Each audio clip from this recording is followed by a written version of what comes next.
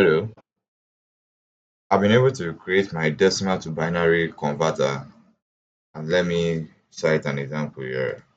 Let's say we want to use 10, convert it, we get 1.001010. And if we decide to convert an empty, it issues us an error or a warning.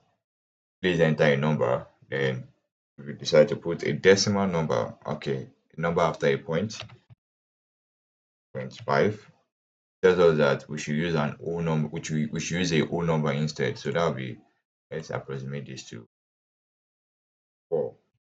So that is going to be 10010111010. Yeah. Now let's look at what is going on under the hood. My function, my decimal to binary function, I initialize this. This is going to be explained later why I did this. Then these are my safeguards to ensure that I'm writing the user is following the correct instruction. So moving down to the while block, this is where the main magic is happening. I have my remainder, which is, let's say we use 10. Is first of all tells me is 10 greater than 0, which is true. 10 is greater than 0. Then I do this modulus, 10 modulus 2. What does it mean? It means that 10 divided by 2 is equal to 5 remainder 0.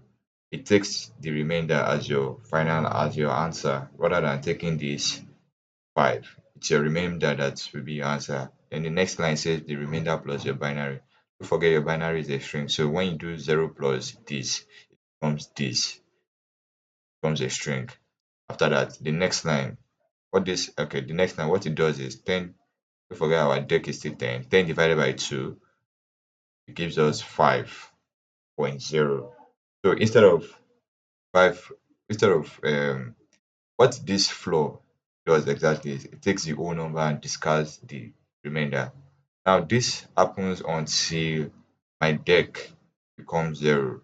And when my deck becomes 0, it breaks out of the loop because 0 is not greater than 0.